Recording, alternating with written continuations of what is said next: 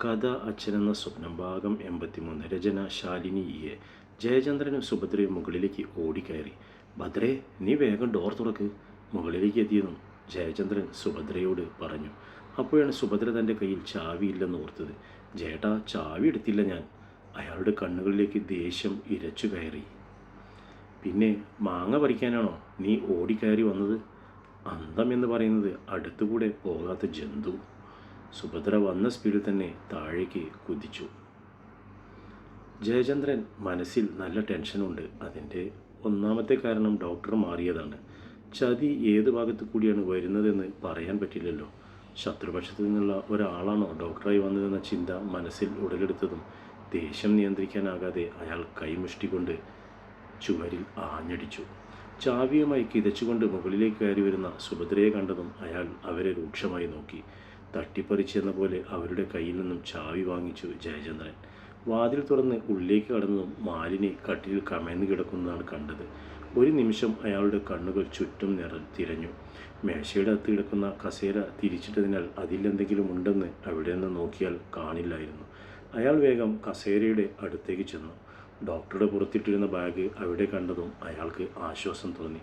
വേഗം ചെന്ന് ബാഗ് എടുത്തുകൊണ്ട് അയാൾ ചാവി സുഭദ്രയുടെ കയ്യിലേക്ക് കൊടുത്തു പുറത്തേക്ക് ഇറങ്ങി. മാലിനിയെ ഉണർത്താതെ തന്നെ രണ്ടുപേരും പുറത്തേക്ക് കടന്നു. സുഭദ്ര ഡോർ പൂട്ടി താഴേക്ക് വരുമ്പോഴേക്കും ലിവിംഗ് റൂമിലെ സോഫയിൽ നിന്ന് ജയചന്ദ്രൻ ബാഗ് തുറക്കുന്നുണ്ട്. അവളും വേഗം അങ്ങോട്ട് ചെന്നു. ഈ സമയം കൊണ്ട് തന്നെ ബാഗിൻ്റെ കാര്യം പറഞ്ഞുകൊണ്ട് രണ്ടുപേരും മുകളിലേക്ക് ഓടുന്നുണ്ടെന്ന് ലോസി കാർത്തിയെ അറിയിച്ചു കഴിഞ്ഞിരുന്നു. എന്താണ് സംഭവിക്കുന്നതെന്നറിയാൻ ലോസി പറയുന്നത് കേൾക്കാൻ കാർത്തിയും കാത്തിരിക്കുകയാണ്. സുഭദ്ര ജയചന്ദ്രൻ്റെ അടുത്തിരുന്നതും അയാൾ അവരെ ഒന്ന് നോക്കിക്കൊണ്ട് ബാഗിൻ്റെ സിബ് തുറന്ന് ഉള്ളിലേക്ക് കൈയിട്ടു. അതിനുള്ളിൽ ഒന്ന് പരതിയും അയാളുടെ മുഖം ചൊളിഞ്ഞു. എന്താ ചേട്ടാ അതിനുള്ളിൽ? സുഭദ്രയുടെ ആകാംക്ഷ നിറഞ്ഞ സ്വരം. അതിലേറെ ആകാംക്ഷയുണ്ടായിരുന്നു ലൂസിക്ക്. നേരിട്ട് ചെല്ലാൻ കഴിയാത്തതിനാൽ ഡോറിനടുത്ത് നിന്ന് എത്തിക്കുത്തി നോക്കുകയാണ്. ബാഗിൽ നിന്നും അയാൾ കൈ പുറത്തേക്ക് എടുക്കുമ്പോൾ കയ്യിൽ കുറച്ച് പുസ്തകങ്ങൾ ഉണ്ടായിരുന്നു. ഓരോ പുസ്തകവും പുറത്തെടുത്ത് ജയചന്ദ്രൻ മറിച്ചും തിരിച്ചും നോക്കി. Clinical medicines, cardiological hand book, emergency medicine notes. ഓരോ പേരും പതിയെ വായിക്കുമ്പോൾ അയാളുടെ നെറ്റിയിൽ ചുളിവ് അല്പാൽപമായി അഴിഞ്ഞു. മുഖത്ത് ആശ്വാസം തെളിഞ്ഞു വരാൻ തുടങ്ങി. സത്യത്തിൽ ഡോക്ടർ അത് അവിടെ വെച്ച് മറന്നുപോയതാണെന്ന് അയാൾക്ക് മനസ്സിലായി. എങ്കിലും അയാൾ ബാഗിൻ്റെ സൈഡ് സിബും മറ്റുള്ള അറകളും തുറന്നു നോക്കി. എന്നാൽ അതിൽ മറ്റൊന്നും ഉണ്ടായിരുന്നില്ല. ആശ്വാസത്തോടെ ഒന്ന് നിശ്വസിച്ചും കൊണ്ട് അയാൾ സുഭദ്രയുടെ നേർക്ക് നോക്കി. കുറച്ചു നേരം കൊണ്ട് മനസ്സിൽ എന്തൊക്കെയോ ചിന്തകൾ വന്നു. ഈ സിനിമകളിലൊക്കെ നമ്മൾ പലതും കാണുന്നില്ലേ? ഡോക്ടർക്ക് പകരം ഡോക്ടറുടെ വേഷത്തിൽ ശത്രുക്കൾ കടന്നു വരുന്നത്. അതുപോലെ കാർത്തി അയച്ച ആരെങ്കിലും ആയിരിക്കുമോ ഈ ഡോക്ടർ എന്നുപോലും ഞാൻ ഒരു നിമിഷം സംശയിച്ചു. ഈ ബുക്കുകൾ കണ്ടപ്പോഴാണ് ആശ്വാസമായത്. അദ്ദേഹം അത് മറന്നു വെച്ചതാ, വെറുതെ സംശയിച്ചു. ജയചന്ദ്രൻ വാക്കുകൾ കേട്ട് ലൂസി ആശ്വാസത്തോടെ നെഞ്ചിൽ കൈവച്ചു. കർത്താവേ, നീ തന്നെ തുണ. കണ്ണടച്ച് കുരിശു വരച്ചും കൊണ്ട് അവർ കിച്ചണിലേക്ക് നടന്നു. കിച്ചണിൽ നിന്നും സംസാരിക്കാൻ പറ്റാത്തതിനാൽ ലൂസി ലിവിംഗ് റൂമിലുള്ളവരെ നോക്കിക്കൊണ്ട് കാർത്തിക്ക് മെസ്സേജ് അയച്ചു. സേഫാണ്, ബാഗിൽ 3 പുസ്തകങ്ങൾ മാത്രമേ ഉള്ളൂ. വേഗം ഫോൺ ഓഫ് ചെയ്ത് സൈലൻ്റ് മോഡിലാക്കി അവർ കിച്ചൺ സ്റ്റാഫിനെ പുറത്തേക്ക് വെച്ചു. ഞാൻ എന്തായാലും ഡോക്ടർ സെബാസ്റ്റ്യൻ പോളിനോട് ഒന്ന് വിളിക്കട്ടെ. അങ്ങനെ പറഞ്ഞ് ജയചന്ദ്രൻ പോക്കറ്റിൽ നിന്നും ഫോൺ എടുത്ത് ഫോൺ റിങ് ചെയ്യാൻ തുടങ്ങി. ഡോക്ടർ സെബാസ്റ്റ്യൻ പോൾ ഇങ്ങോട്ട് വിളിക്കുകയാണ്. ഡോക്ടർ, ഞാൻ അങ്ങോട്ട് വിളിക്കാൻ ഇരിക്കുകയായിരുന്നു. ഫോൺ എടുത്ത പാടെ ജയചന്ദ്രൻ പറഞ്ഞു. അത് സാരമില്ല ജയചന്ദ്രൻ, എന്തായാലും രോഗി ഓക്കെ ആയല്ലോ. ഇവിടെ നിന്ന് ഒരാൾ മെഡിസിനുമായി വരും. അതിൽ എഴുതിയിരിക്കുന്ന പോലെ കഴിക്കാൻ പറയണം. Okay doctor. പിന്നെ ഒരു എമർജൻസി സർജറി വന്നതുകൊണ്ടാണ് എനിക്ക് വരാൻ കഴിയാതിരുന്നത്. ഡോക്ടർ ഫിലിപ്പിൻ്റെ അസിസ്റ്റൻ്റാണ്. A brilliant doctor. പിന്നെ ജയചന്ദ്രനോട് ഒരു കാര്യം പറയാനുണ്ട്. പെട്ടെന്ന് ഞാൻ അത് വിട്ടുപോയി. എന്താ ഡോക്ടർ? ഡോക്ടർ ഫിലിപ്പിൻ്റെ ഒരു ബാഗ് പേഷ്യൻ്റെ റൂമിൽ മറന്നു വെച്ചിട്ടുണ്ട്. മെഡിസിൻ കൊണ്ടുവരുന്ന ആളുടെ കയ്യിൽ അതൊന്ന് കൊടുത്തയക്കാമോ? ഇത്തവണ ജയചന്ദ്രൻ്റെ നെഞ്ചിടിപ്പ് പൂർവാവസ്ഥയിലായി. ആശ്വാസം അയാളുടെ കണ്ണുകളിലും തെളിഞ്ഞു നിന്നു. പേഷ്യൻറ്റിൻ്റെ റൂമിലാണോ? ഞാൻ നോക്കട്ടെ. ഇവിടെയുണ്ടെങ്കിൽ തീർച്ചയായും കൊടുത്തയക്കാം. ഓക്കെ, മെഡിസിൻ കഴിച്ചിട്ട് റിപ്ലൈ അറിയിക്കൂ. ശരി ഡോക്ടർ. ഫോൺ ഓഫ് ചെയ്തതും ജയചന്ദ്രൻ സുഭദ്രയുടെ നേർക്ക് തിരിഞ്ഞു. നീ കഴിക്കാൻ എന്തെങ്കിലും എടുക്കൂ, കുറച്ചു നേരം കൊണ്ട് ഉള്ളിലുള്ളതെല്ലാം കാളിപ്പോയി. സുഭദ്ര കഴിക്കാൻ എടുക്കാനായി കിച്ചണിലേക്ക് നടന്നു. ഈ സമയം മാലിനി കട്ടിലിൽ കമഴ്ന്ന് കിടക്കുക തന്നെയാണ്.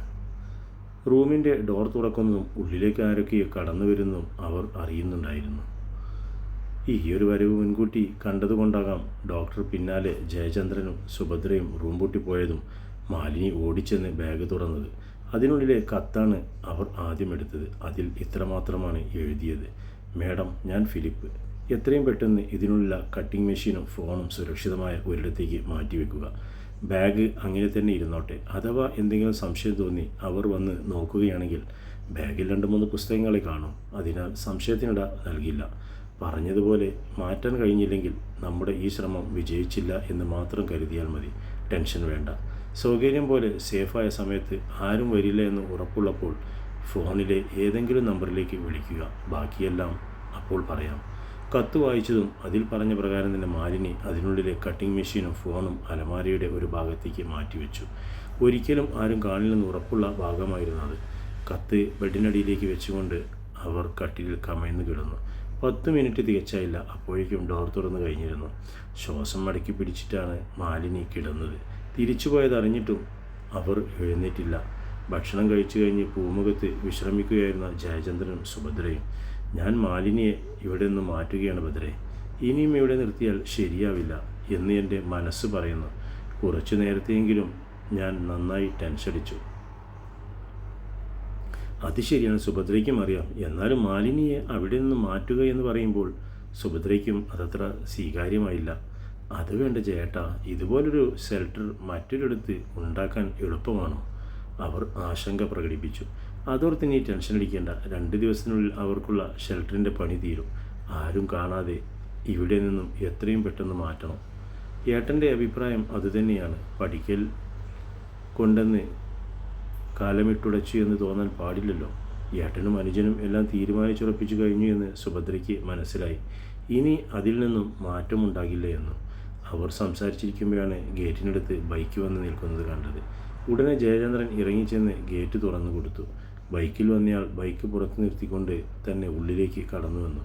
ഈ മെഡിസിൻ ഇവിടെ തരാൻ പറഞ്ഞു. ഡോക്ടർ മറന്നു വെച്ച ബാഗ് തിരിച്ചു തരികയും വേണം. അയാൾ പറഞ്ഞു നിൽക്കൂ എന്ന് പറഞ്ഞുകൊണ്ട് ജയചന്ദ്രൻ അകത്തേക്ക് കയറിപ്പോയി. ബാഗുമായി തിരിച്ചു വന്ന് അയാൾക്ക് നേരെ കൊടുത്തുകൊണ്ടാണ് മെഡിസിൻ വാങ്ങിയത്. കഴിക്കേണ്ട വിധം അതിൽ എഴുതിയിട്ടുണ്ട്. ശരി, നീ ഇതുകൊണ്ട് ചെന്ന് കൊടുക്ക്. ഞാൻ എന്തായാലും മുകളിലേക്ക് കയറുന്നില്ല. ആ ജന്തുവിൻ്റെ മുഖം കാണുന്നത് തന്നെ എനിക്ക് വെറുപ്പാ. ജയചന്ദ്രൻ പറഞ്ഞതും സുഭദ്ര മെഡിസിനുമായി മുകളിലേക്ക് കയറിപ്പോയി. അധികം താമസിക്കാതെ തന്നെ ജയചന്ദ്രൻ തിരിച്ചുപോയി. കാർത്തിയുടെ മനസ്സ് അസ്വസ്ഥമാണ്.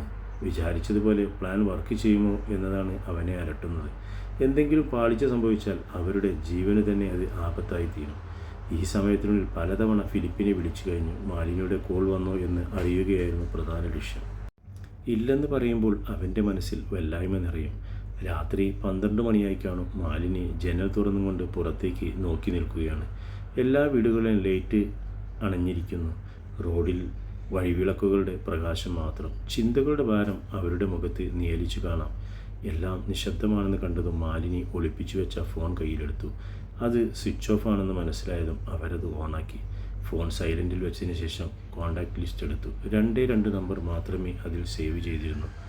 ആദ്യം കണ്ണിലുടക്കിയത് ഫിലിപ്പിൻ്റെ നമ്പറായിരുന്നു. വിരൽ അമർന്നതും ആ നമ്പറിൽ തന്നെ. കിട്ടുന്നുണ്ടാകുമോ? ഉറങ്ങിപ്പോയിരിക്കുമോ? ഇങ്ങനെയെല്ലാം സംശയങ്ങളെല്ലാം അവരുടെ ഉള്ളിൽ തലപൊക്കി. 2-3 റിങ്ങുകൾക്കപ്പുറം ഫിലിപ്പ് ലൈനിൽ വന്നു. മാഡം ഓക്കെ അല്ലേ? അതെ. പതിഞ്ഞതും മൃദുവായതുമായ സ്വരം. ഞാനും കാർത്തി സാറും മാഡത്തിൻ്റെ കോളിനായി വെയിറ്റ് ചെയ്യുകയായിരുന്നു. അവിടെ എല്ലാവരും ഉറങ്ങിക്കാണും അല്ലേ? ഉണ്ടാവും. ഈ മുറിയിലല്ലാതെ എനിക്ക് മറ്റൊരു ബന്ധവുമില്ല. ഓക്കെ മാഡം, നമുക്ക് വേഗം കാര്യത്തിലേക്ക് കടക്കാം. മുന്നിൽ സമയമില്ലെന്ന് മാത്രം ചിന്തിക്കുക. പറഞ്ഞോളൂ, ഞാൻ എന്തു ചെയ്യണം? എന്തു ചെയ്യാൻ ഞാൻ തയ്യാറാണ്. ഈ ബന്ധനത്തിൽ നിന്നും എനിക്ക് രക്ഷപ്പെട്ടേ തീരൂ. നേരത്തെ സുഭദ്രയോട് പറഞ്ഞതുപോലെ മരിക്കാനുള്ള പേടി കൊണ്ടോ ജീവിക്കാനുള്ള കൊതി കൊണ്ടോ അല്ല ഇവർ തരുന്നത് മുഴുവൻ തിന്നും കുടിച്ചും ഞാൻ ഈ ബന്ധനത്തിൽ കിടക്കുന്നത്. ഭക്ഷണത്തിൻ്റെ കുറവ് മൂലം എൻ്റെ ആയുസ് നഷ്ടപ്പെടുത്തി തീർക്കാൻ വേണ്ടിയാണ്. ദൈവത്തിൻ്റെ കണക്ക് പുസ്തകത്തിൽ ഒരു നാൾ എനിക്കും അവസരം കിട്ടുമെന്നറിയാം. എണ്ണി എണ്ണി ചോദിക്കാനുണ്ട് പലതും. പറയൂ ഫിലിപ്പ്, ഇവിടെ നിന്ന് രക്ഷപ്പെടാൻ ഞാൻ എന്താണ് ചെയ്യേണ്ടത്? അവരുടെ നിശ്ചയദാർഢ്യം തുളുമ്പുന്ന വാക്കുകൾ അവനിൽ ആത്മവിശ്വാസം നിറച്ചു. മാഡം, ഞാൻ പറയുന്നത് ശ്രദ്ധിച്ചു കേൾക്കണം. ബാഗിൽ വെച്ചിരുന്ന ഗ്രൈൻഡർ, അതായത് കട്ടിംഗ് മെഷീൻ ഉപയോഗിച്ച് വാഷ്റൂമിൻ്റെ ജനൽ കമ്പി മുറിക്കാൻ ശ്രമിക്കണം. പറ്റുമോ അത്? പറ്റും, ഉറച്ചതായിരുന്നു ആ സ്വരം. ഒറ്റ ദിവസം കൊണ്ട് ചെയ്യാൻ കഴിയില്ല, കാരണം ശബ്ദം മറ്റുള്ളവർ കേൾക്കരുത്. ഗ്രൈൻഡർ ഓണാക്കി ഒറ്റ അങ്ങനെ ഓരോ 15 മിനിറ്റ് കൂടുമ്പോഴും ചെയ്തും കൊണ്ടിരിക്കുക. ഒരു കാര്യം പ്രത്യേകം ശ്രദ്ധിക്കണം, രാത്രിയിൽ ഒരിക്കലും കമ്പി മുറിക്കാൻ ശ്രമിക്കരുത്. ശബ്ദത്തെക്കാളേറെ വെളിച്ചം ദോഷം ചെയ്യും. മാഡത്തിന് ഞാൻ പറയുന്നത് മനസ്സിലാകുന്നുണ്ടോ? അപ്പുറത്ത് ശബ്ദമൊന്നുമില്ലെന്ന് കേട്ടതും ഫിലിപ്പ് ചോദിച്ചു. ഉവ്, ഞാൻ കേൾക്കുന്നുണ്ട്. ഞാനിത് ചെയ്യും, തീർച്ചയായും. എനിക്ക് ഇതിൽ വിജയിക്കാൻ കഴിയും. ഓക്കെ മാഡം, നാളെ രാത്രിയിൽ വിളിക്കൂ. ഫോൺ എപ്പോഴും സൈലൻ്റാക്കി വയ്ക്കാൻ മറക്കരുത്. Okay, good night. കോൾ കട്ടായതും മാലിനി കുറച്ചു നേരം അങ്ങനെ തന്നെ നിന്നു. എങ്ങനെയെങ്കിലും പുറത്തിറങ്ങണമെന്ന ചിന്ത മാത്രമേ ആ നിമിഷം ഉണ്ടായിരുന്നുള്ളൂ. നാളത്തെ പ്രഭാതത്തിനായി മാലിനി കാത്തിരുന്നു. തുടരും കഥയുടെ അടുത്ത ഭാഗം.